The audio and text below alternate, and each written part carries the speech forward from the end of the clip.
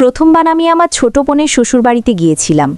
নতুন বাড়ি, নতুন মানুষজন, মনে একটু ইতস্তত ভাব ছিল ঠিকই, কিন্তু সেই সঙ্গে একটা আপন টেল পাচ্ছিলাম। কিন্তু যেটা আমি কল্পনাও করিনি সেটাই আমার সঙ্গে ঘটে গেল। রাতের খাওয়া দাওয়ার পর সবাই যে যার ঘরে চলে গেল। আমি ছিলাম গেস্ট রুমে। হঠাৎ দরজায় হালকা একটা টোকা পড়ল। ভাবলাম হয়তো আমার বোন হবে, কিন্তু দরজা খুলতেই দেখি সামনে দাঁড়িয়ে আছে বাড়ির সবচেয়ে বড় মানুষটা, আমার বোনের ভাসুর অরুণজি। তার চোখে দৃষ্টি দেখে আমার ভেতরটা কেমন যেন ভয়ে কেঁপে উঠল। বুঝতে পারলাম কিছু একটা ঠিক নেই। তিনি জোর করে ঘরে ঢোকার চেষ্টা করলেন, আর তারপর আমার সঙ্গে প্রায় 2 ঘন্টা ধরে। হ্যালো, আমার নাম অনন্যা। লোকে বলে আমার সৌন্দর্যে নাকি একটা জাদু আছে, যে একবার দেখে সে আর চোখ ফেরাতে পারে না। আমার কোমর এতটাই সরু যে ধুতিও সরে যায়, চুল এতটাই ঘন যে রাতও হিংসে করে, আর আমার চোখ একবার যে তাকিয়েছে সে যেন তাতে ডুবে যায়। আমার হাসি এমন যে পাথর গলে মোম হয়ে যায়, আর আমার চলনে এমন এক মাদকতা যে বড় বড় মানুষেরও হুঁশ উড়ে যায়। কিন্তু এ গল্প আমার সৌন্দর্যের নয়, এ গল্প সেই ছায়ার যেটা আমার বোনের বিয়েতে আমার দিকে এগিয়ে এসেছিল।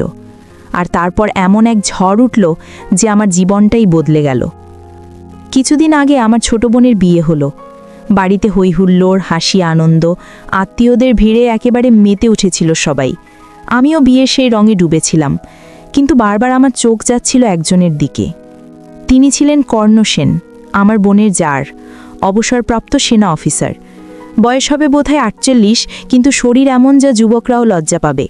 লম্বা কাঠামো, চওড়া বুক, আর চোখে এমন গভীর ঝিলিক যে একবার ফাঁসলে আর বেরোনো যায় না। বিয়ের হট্টগোলে তিনি বারবার আমার সঙ্গে ধাক্কা খাচ্ছিলেন, কখনো ইচ্ছে করে, কখনো অজুহাতে। তার হাসিতে কি যেন একটা ছিল যেটা আমার মনে অদ্ভুত একটা ঢেউ তুলছিল। প্রথমে আমি পাত্তা দিইনি, কিন্তু ধীরে ধীরে তার কথাগুলো আমার মনকে খোঁচা দিতে শুরু করলো। কখনো আমার শাড়ির প্রশংসা, কখনো আমার হাসি দেখে গভীর নিঃশ্বাস, কখনো এমন কথা যা সরাসরি না হলেও অনেক কিছু বলে যেত। আমি চুপ করে থাকতাম, কারণ বিয়ের মুহূর্ত ছিল, কিন্তু মনে মনে একটা অদ্ভুত ভয় জন্ম নিচ্ছিল। বিয়ে শেষ হলো, বোন বিদায় নিল, আমিও বাড়ি ফিরে এলাম। সবাই নিজের কাজে ব্যস্ত হয়ে পড়ল, কিন্তু আমার মনে কেমন যেন একটা অস্থিরতা। নিজেই বুঝতে পারছিলাম না কেন তার কথা এত ভাবছি। এটা কি কেবলই একটা কাকতালীয় ঘটনা, নাকি আরও কিছু? কিন্তু তারপর এমন কিছু ঘটল যেটা আমার সব প্রশ্নের উত্তর দিয়ে দিল। একদিন সকালে আমার স্বামীর ফোনে অরুণজির কল এলো। খুব উৎসাহের সঙ্গে বললেন, কাল আমরা হরিদ্বার ঘুরতে যাচ্ছি, তোমাদের দুজনকেও সঙ্গে যেতে হবে। আমার স্বামী তৎক্ষণাৎ না করে দিলেন, কারণ তার কাজের চাপ ছিল অনেক, ছুটি নেওয়া তার পক্ষে অসম্ভব।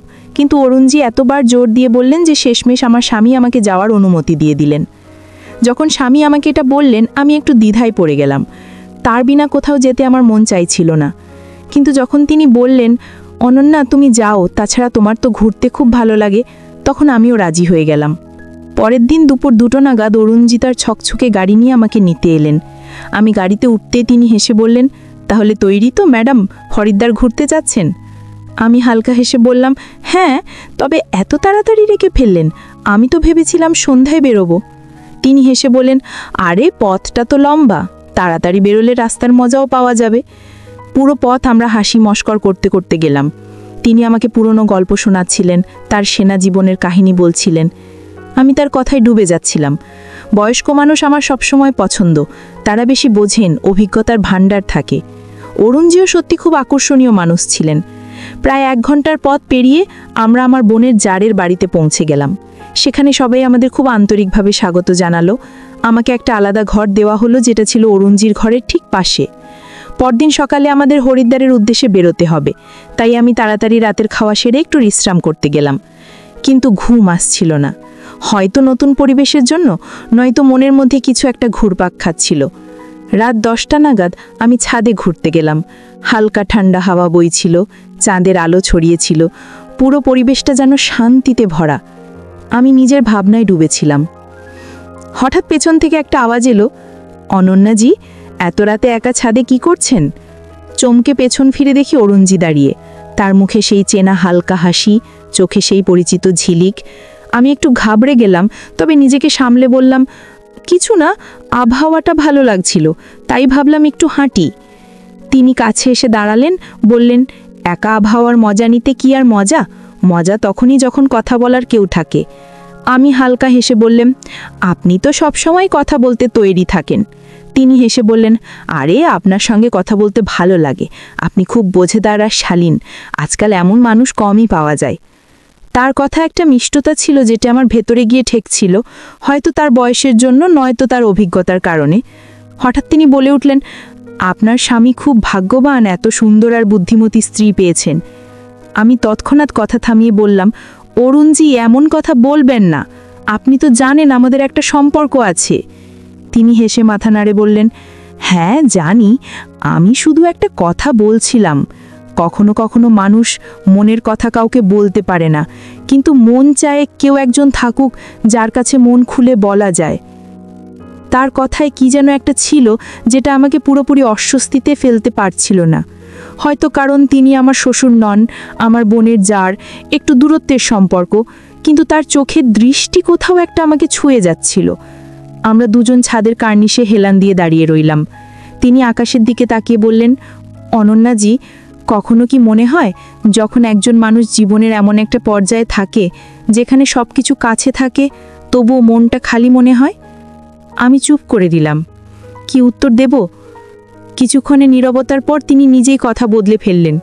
বললেন, কালকে যাত্রার জন্য কিছু তৈরি করেছেন? হরিদ্বারে দেখার মতো অনেক কিছু আছে। আমি মাথা নাড়ে বললাম, হ্যাঁ, একটু আধটু জিনিস গুছিয়ে নিয়েছি, তেমন কিছু লাগবে না। তিনি হেসে বললেন, আপনার মতো সাদাসিধে মানুষই সবচেয়ে সুন্দর। আমি শুধু হালকা হাসলাম, কিন্তু মনের ভেতর কিছু একটা চলতে শুরু করলো। তার কথাগুলো আমার কাছে স্বাভাবিক মনে হচ্ছিল না। হয়তো তিনি বেশি কিছু বলে ফেলেছেন, নয়তো মনেই বেশি ভাবছি। তারপর অনেকক্ষণ আমরা ছাদে হাঁটলাম। এরপর নিচে গিয়ে সবাই মিলে খাওয়া দাওয়া করে নিজের নিজের ঘরে ঘুমোতে গেলাম। ভোর 4টে নাগাদ আমরা হরিদ্বারের উদ্দেশ্যে বেরিয়ে পড়লাম। আমরা মোট 8 জন ছিলাম, 5 জন মহিলা আর 3 জন পুরুষ। গাড়ি চালাচ্ছিলেন আমার বোনের স্বামী, তার পাশে বসেছিলেন আর একজন। মাঝের সিটে আমার বোন আর 3 জন মহিলা, আর সবচেয়ে পেছনের সিটে ছিলাম শুধু আমি আর অরুণজি। পরিবেশে কেমন যেন একটা কাছাকাছি ভাব। তখন অরুণজি হালকা হেসে বললেন, সকালে ওঠায় কোনো অসুবিধে হয়নি তো? আমি মাথা নেড়ে বললাম, না, তাছাড়া সফরে তাড়াতাড়ি ওঠা আমার ভালোই লাগে। তিনি ধীরে বললেন, আর আমার সঙ্গে সফর করতে কেমন লাগছে? আমি একটু অস্বস্তিতে পড়ে গেলাম, তবু হেসে বললাম, ভালো। আপনার মতো শান্ত আর বোঝাদার মানুষের সঙ্গে সফরে কিছু শেখার থাকে। তিনি আমার দিকে তাকালেন, তার চোখে একটা গভীরতা ছিল, যেন কিছু বলতে চাইছে। তারপর বললেন, অনন্যাজি, মাঝে মাঝে মনে হয় কিছু মানুষ আমাদের জীবনে কোনো কারণ ছাড়াই এসে যায়, কিন্তু থেকে যায় চিরকালের জন্য। আমি চুপ করে রইলাম। উত্তর দেওয়া কঠিন মনে হচ্ছিল। সামনে থেকে আসা ঠান্ডা হাওয়া আমার চুল নিয়ে খেলছিল। আমি জানলার বাইরে তাকিয়েছিলাম, কিন্তু আসলে ডুবেছিলাম নিজের ভাবনায়। পুরো পথ আমরা কখনো কথা বলছিলাম, কখনো চুপ করে থাকছিলাম, কিন্তু সেই নির্বিততাও যেন কিছু বলছিল। তার চোখের উষ্ণতা, কথার মধ্যে লুকানো নরম ভাব, সবই আমি বুঝছিলাম, কিন্তু দেখেও না দেখার ভান করছিলাম। প্রায় 2 ঘন্টা পর আমরা হরিদ্বার পৌঁছে গেলাম। গাড়ি থামলো বড় ঘাটের কাছে। সবাই নেমে পড়ল, আমিও নামলাম। অরুণজি হাত বাড়িয়ে বললেন, সিঁড়িগুলো পিচ্ছিল, সাবধানে। তার কণ্ঠে সেই চেনা মিষ্টত্ব। আমি একটু সংকোচ করলাম, কিন্তু কিছু না বলে তার হাত ধরে নিলাম। একটা চটকা লাগলো, যেন কোনো অচেনা সম্পর্কে ছুঁয়ে ফেললাম। মুহূর্তটা ছোট ছিল, কিন্তু অনেক কিছু বলে গেল। তারপর আমরা ঘাটে পৌঁছালাম। গঙ্গার ঢেউগুলো ঠান্ডা ছিল, কিন্তু বেশ অস্থির। অরুণজির কণ্ঠস্বর কানে ভাসছিল, আর আমি নিজের মনের আওয়াজ শোনার চেষ্টা করছিলাম। অরুণজি সব জায়গায় আমার আশপাশেই ছিলেন, ছবি তোলা থেকে শুরু করে কিছু কেনাকাটা সবেতেই। তার মুখে একটা অদ্ভুত শান্তি, আর আমিও তার উপস্থিতিতে একটা অজানা আরাম পাচ্ছিলাম। সন্ধে যখন আমরা হোটেলে ফিরলাম, শরীরটা ক্লান্ত ছিল, কিন্তু মন অস্থির। তখন অরুণজি ধীরে বললেন, আজকের সন্ধ্যায় গঙ্গার আরতি আবার দেখব। শুধু আপনি আর আমি। চমকে গেলাম। বাকি সবাই তাদের ঘরে ছিল। আমি নিজেও বুঝতে পারছিলাম না আমি কি করছি, কিন্তু কেন জানি না আমি তার কথায় রাজি হয়ে গেলাম। সন্ধে যখন আমরা ঘাটে পৌঁছালাম তখন হালকা অন্ধকার, আরতির আলো ঢেউয়ের উপর পড়ছিল, ভিড়ের কোলাহল, কিন্তু আমাদের মাঝে নীরবতা, সেই নীরবতা যেটা শব্দের চেয়েও গভীর। তখন তিনি আমার দিকে তাকিয়ে বললেন, অনন্যাজি, কখনো কি কারোর সঙ্গে কিছু না বলে জুড়ে গেছেন? কোনো নাম না দিয়ে, কোনো সম্পর্ক না বানিয়ে, শুধু মন থেকে মন? আমি কিছু বললাম না, শুধু গঙ্গার ঢেউয়ের দিকে তাকিয়ে রইলাম। কিন্তু সত্যি বলতে আমার ভেতরেও কিছু জেগে শুরু করেছিল, সেই গঙ্গার ঢেউয়ের মতোই। রাতের নিস্তব্ধতা গাঢ় ছিল। হোটেলের সব ঘরের দরজা বন্ধ, কিন্তু আমার জানলাগুলো খোলা, ঠিক গঙ্গার সেই তীরের মতো, যেখানে দিনভর ভিড় থাকে আর রাত হলে নিঃসঙ্গতা এসে পাশে বসে। আমি জানলা দিয়ে বাইরে তাকিয়েছিলাম। ঢেউয়ের মধ্যে একটা অদ্ভুত সুর, কিন্তু মনের ভেতরে কেমন যেন একটা অস্থিরতা। তখন দরজায় হালকা একটা টোকা, মৃদু, কিন্তু তাতেই বুকের ধড়ক বেড়ে গেল। আমি দাঁড়িয়েই রইলাম, শ্বাস আটকে। আবার টোকা। আমি আস্তে দরজা খুললাম। সামনে অরুণজি। তার মুখে সেই গভীর শান্তি, কিন্তু চোখে কিছু একটা অজানা কৌতূহল, নয়তো কোনো অসমাপ্ত কথা। তিনি বললেন, মাফ করবেন, বিরক্ত করলাম না তো? তার কণ্ঠস্বর মৃদু, ভেতরে গিয়ে থেকে।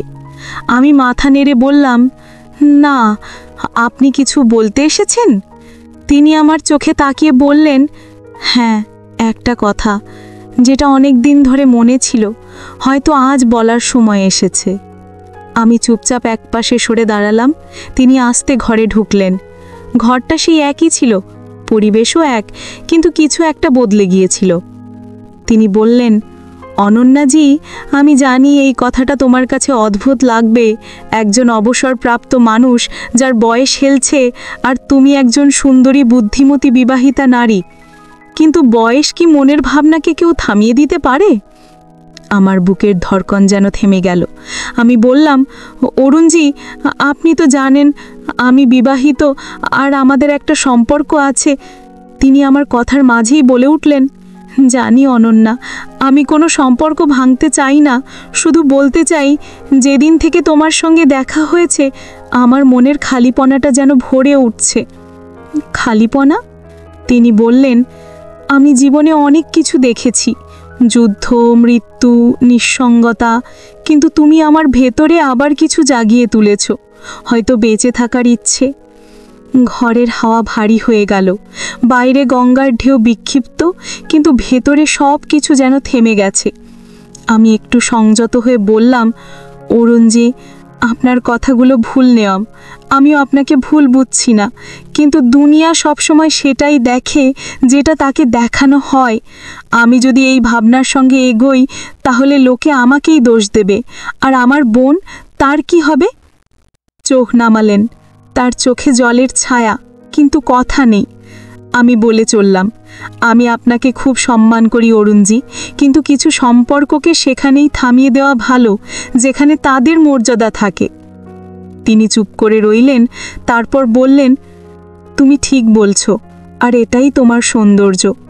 অন্য কেউ হলে হয়তো এই ভাবনার ঘূর্ণিতে ভেসে যেত। আমি ধীরে বললাম, আপনি যা অনুভব করেছেন তাতে কোনো খারাপ কিছু নেই, কিন্তু আমরা সব ইচ্ছেকে পূর্ণ করতে পারি না। কখনো কখনো কিছু ভাবনা শুধু অনুভব করার জন্যই থাকে, পালন করার জন্য নয়।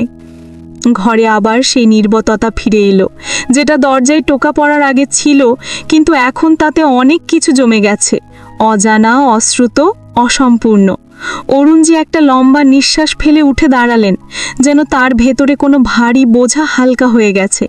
তিনি আমার দিকে তাকিয়ে হালকা হেসে বললেন, আজ তুমি আমার আত্মাকে অনেক শান্তি দিয়েছ অনন্যা, ধন্যবাদ।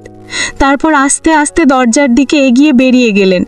ঘরে সেই নিস্তব্ধতা ঘিরে এলো, কিন্তু এখন তার খালি ছিল না। আমি জানলার কাছে গিয়ে বসলাম। বাইরে আকাশ তারায় ভরা, কিন্তু আমার চোখ ছিল অন্য কোথাও, সেই অসম্পূর্ণ অনুভূতিতে, যেটা আমি টের পেয়েছিলাম, কিন্তু কখনো নিজের করে নিতে পারবো না। সেই রাতে আমার ঘুম এলো না। অনেক কিছু ভাবছিলাম, রিশতা, ভাবনা, সীমানা আর সেই অজানা আপনত্ব যেটাকে শব্দে বাঁধা যায় না। কখনো কখনো আমরা সেই মানুষ হয়ে যাই যার কারো প্রয়োজন হয়, কিন্তু সেই রিশতাকে আমরা কোনো নাম দিতে পারি না। পরের দিন হরিদ্বারের সকাল ছিল শান্ত আর স্নিগ্ধ। আমরা হোটেল থেকে বেরিয়ে ঘাটে পৌঁছলাম। আকাশ তখন হালকা সোনালি হয়ে উঠেছে। গঙ্গার ঢেউ সূর্যের প্রথম আলোয় চিকচিক করছিল। সবার সঙ্গে আমিও নিচে নামলাম, কিন্তু মন তখনও রাতের সেই কথাগুলোতে জড়িয়েছিল। অরুণজি আর আমি সেই বিষয়ে আর কিছু বললাম না, তবে যখনই আমাদের চোখাচোখি হতো একটা অজানা বোঝাপড়া টের পাচ্ছিলাম। ঘাটের সবাই পুজো আর্চায় ব্যস্ত। আমিও আরতির থালা তুলে নিলাম। গঙ্গার পবিত্র জলে হাত ডুবিয়ে মনে মনে একটাই প্রার্থনা করলাম, হে মা গঙ্গে, যে ভাবনাগুলো অজানা রয়ে গেছে আমার আত্মার সত্যতা বুঝে তাদের সৈতনে রেখো, যেন আমি কখনো নিজের কাছে হেরে না যাই। তখন টের পেলাম কেউ চুপচাপ আমার পাশে এসে দাঁড়িয়েছে। আস্তে তাকিয়ে দেখি অরুণজি। তার চোখে সেই শান্তি, সেই গভীরতা। আমাদের মাঝে কোনো কথা হলো না, শুধু একটা নিঃশব্দ কথোপকথন চলছিল। তার হাতে একটা লাল সুতো। তিনি আমার দিকে তাকিয়ে তারপর নিজের কবজির দিকে ইশারা করে বললেন, গঙ্গা মায়ের কাছে মানত করেছিলাম যে রিশতা জড়িয়েছে তাকে কোনো নাম দিতে হবে না, কিন্তু তার পবিত্রতা যেন কখনো কম না হয়। আমি সেই সুতো তার হাত থেকে নিয়ে কিছু না বলে তার কবজিতে বেঁধে দিলাম। সেই মুহূর্তে মনে হলো কিছু একটা এখন চিরকালের জন্য বাঁধা হয়ে গেল, কোনো সামাজিক স্বীকৃতি ছাড়া, কোনো আশা ছাড়া, শুধু একটা ভাবনার সুতো যেটা আর কখনো ছুটবে না। যাত্রা শেষ হলো, সবাই বাড়ি ফিরে এলো। আমার স্বামী আমাকে স্টেশন থেকে আনতেও এলেন না। যথারীতি তিনি তার কাজে ব্যস্ত। আমিও কিছু বললাম না, কিন্তু এখন কিছু বদলে গিয়েছিল। আমি আর আগের অনন্যা ছিলাম না। আমার ভেতরে একজন নারী জেগে উঠেছিল, যে বুঝতে পারছিল দুনিয়ার সব ছায়া খারাপ হয় না, কিছু ছায়া আলোর চেয়েও বেশি আপনত্ব দেয়। অরুণজির নাম আমাদের বাড়িতে উঠত না। বোনের বিয়ের পর তিনি শুধু জামাইয়ের ভাই হিসেবেই কথায় আসতেন, কিন্তু আমার ডায়েরিতে তিনি ছিলেন অরুণজি, একটা অসম্পূর্ণ রিশতা, যেটা প্রতি রাতে আমার স্বপ্নে এসে বসে থাকত, নিঃশব্দে কিন্তু উপস্থিত। কয়েক মাস কেটে গেল। তারপর একদিন আমার ছোট বোনের ফোন এলো। তার গলা কাঁপছিল, দিদি, ভাইজির শরীর খুব খারাপ, হার্ট অ্যাটাক হয়েছে, হাসপাতালে আছেন। আমার হাত থেকে ফোনটা প্রায় পড়ে যাচ্ছিল। কিছু না ভেবে আমি তৎক্ষণাৎ হাসপাতালে ছুটলাম। অরুণজি ছিলেন আইসিইউতে। ডাক্তার বললেন তিনি এখন স্থিতিশীল, কিন্তু খুব ক্লান্ত, মানসিক চাপ খুব বেশি। আমি হাসপাতালের বাইরে একটা বেঞ্চে বসে রইলাম। ঠান্ডা হাওয়া বইছিল, কিন্তু মনের ভেতরে দহন। মনে মনে বললাম, অরুণজি, আপনি কিছু চাননি আমার কাছে, কিন্তু যদি আমার এই ভাবনার মধ্যে কোনো সত্যতা থাকে তাহলে ফিরে আসুন। কয়েক ঘন্টা পর ডাক্তার বেরিয়ে এসে হেসে বললেন, তার জ্ঞান ফিরেছে, চাইলে দেখা করতে পারেন। আমি ভেতরে গেলাম। তিনি আমাকে দেখে হাসলেন, তারপর দুর্বল গলায় বললেন, আমি চলে যাচ্ছিলাম, যদি তোমার সঙ্গে সেই শেষ দেখাটা না হতো। সেই রাতটা আমাকে বাঁচার সাহস দিয়েছে। আমার চোখ ভিজে গেল, কিছু বলতে পারলাম না, শুধু তার হাত ধরে অনেকক্ষণ বসে রইলাম। অরুণজি ধীরে ধীরে সুস্থ হয়ে উঠছিলেন। ডাক্তার তাকে বাড়িতে বিশ্রামের পরামর্শ দিয়েছিলেন। আমি হাসপাতাল থেকে ফিরে এলাম, কিন্তু মনটা ওখানেই আটকে রইল, যেন সেই শান্ত ঠান্ডা হাওয়ায়, তার চোখের সেই দুর্বল হাসিতে। বাড়ি ফিরে এলাম। সবকিছু আগের মতোই ছিল, সেই নীরবতা, স্বামীর সেই উদাসীনতা। তিনি জিজ্ঞেসও করলেন না আমি কোথায় ছিলাম, কেন গিয়েছিলাম। আমি চাইছিলাম তিনি অন্তত আমার চোখের দিকে তাকিয়ে জিজ্ঞেস করুন আমি ঠিক আছি কিনা, কিন্তু না, হয়তো তার কাছে সময় ছিল না। তাই এখন অরুণজির বলা কথাগুলো আরও গভীরভাবে মনে জায়গা করে নিচ্ছিল। কখনো কখনো মানুষ সবার মাঝে থেকেও একা হয়ে যায়। কয়েক সপ্তাহ কেটে গেল। তারপর একদিন বোনের আরেকটা ফোন এলো, দিদি, ভাইজির শরীর খুব খারাপ। তারপর একদিন আমার ছোট বোনের ফোন এলো, দিদি, ভাইজির শরীর এখন ঠিক আছে, তিনি তোমাকে মনে করছিলেন। আমি কিছুক্ষণ চুপ করে রইলাম। তারপর জিজ্ঞেস করলাম, কিছু বলেছেন? বোন বলল, শুধু এটুকুই বলেছেন, অনন্যা দিদির খোঁজ খবর নিও, তার মতো বোঝাদার মেয়ে আমাদের বাড়িতে এসেছিল, এটা আমার ভাগ্য। আমি হেসে ফেললাম, আর কিছু বললাম না। এক রোববার সকালে হঠাৎ ঠিক করলাম আজ তার সঙ্গে দেখা করতে যাব। স্বামী শহরের বাইরে গিয়েছিলেন। প্রথমবার মনে হলো এই সময়টা শুধু আমার। আমি তৈরি হলাম, সাধারণ সালোয়ারে, বেশি সাজগোজ না করে। অরুণজির বাড়িতে পৌঁছে দেখি তিনি নিজেই দরজা খুললেন। তার চোখে একটা চমক, এই বয়সেও একটা অজানা অপেক্ষা। অনন্যা, এসো, ভাবলাম তুমি আসবে না। আমি হেসে বললাম, আপনার মনে হয় কিছু রিশতা শুধু পথে পথেই চলে, কিছু মনে মনেও চলে। তিনি আমার কথায় মাথা নিচু করলেন। আমি ভেতরে গেলাম। ঘরে সেই পুরনো নীরবতা, কিন্তু এখন তার ভারী লাগছিল না, একটা আপন টের পাচ্ছিলাম। আমরা ঘন্টার পর ঘন্টা কথা বললাম, জীবনের কথা, রিশতার কথা, একাকিত্বের কথা, আর সেই স্বপ্নের কথা যেগুলো কখনো দেখাই হয় না। অরুণজি ধীরে বললেন, আমি জানি অনন্যা, আমরা কখনো একে অপরের হতে পারবো না, কিন্তু তোমার সঙ্গ আমার বেঁচে থাকার কারণ হয়ে গেছে। আমি তার দিকে তাকিয়ে বললাম, আমিও জানি এই রিশতা একটা দায়রার বাইরে যেতে পারবে না, কিন্তু আমাদের মাঝের এই বন্ধন যে কোনো নামের চেয়েও বড়। আর আমি চাই আপনি বেঁচে থাকুন, খুশি থাকুন, কারণ আপনার হাসিতে এখন আমারও একটা কারণ লুকিয়ে আছে। সেই দিনের পর আমরা প্রায়ই কথা বলতাম, কখনো ফোনে, কখনো বোনের বাড়িতে দেখা হলে। আমাদের রিশতা আরও গভীর, কিন্তু আরও শান্ত হয়ে গিয়েছিল। আমরা দুজনেই একটা বোঝাপড়া তৈরি করে নিয়েছিলাম, আমরা একে অপরের জীবনের অচেনা থাকব না, কিন্তু কখনো পুরোপুরি নিজেরও করতে পারবো না। কিন্তু দুনিয়া এত সহজ নেয় না। একদিন আমার স্বামী চুপচাপ আমার ফোন চেক করলেন। তার চোখে পড়ল অরুণজি নামে কিছু কল আর মেসেজ। সন্ধেয় যখন তিনি বাড়ি ফিরলেন, তার মুখে প্রথমবার রাগ দেখলাম। অরুণজির সঙ্গে এত কথা কেন? তিনি তোমার বোনের যা, তোমার দেওর নন, একটা সীমা থাকে অনন্যা। আমি চুপচাপ তার চোখের দিকে তাকালাম, তারপর বললাম, হ্যাঁ বোনের যা, কিন্তু তিনি একজন মানুষ, আমিও তাই। কিছু কথা মানুষের স্তরে হয়, যেগুলো বোঝার জন্য মন লাগে, সন্দেহ নয়। তিনি কিছু বললেন না, চুপচাপ চলে গেলেন। আর সেই রাতে প্রথমবার আমি তার। বন্ধুরা, আজকের গল্প এই পর্যন্তই। ভিডিওটি ভালো লাগলে লাইক করো ও কমেন্টে তোমার মতামত জানাও। আর হ্যাঁ, প্রতিদিন এমন চমকপ্রদ গল্প আরও শুনতে চাইলে আমাদের চ্যানেলে সাবস্ক্রাইব করতে ভুলো না।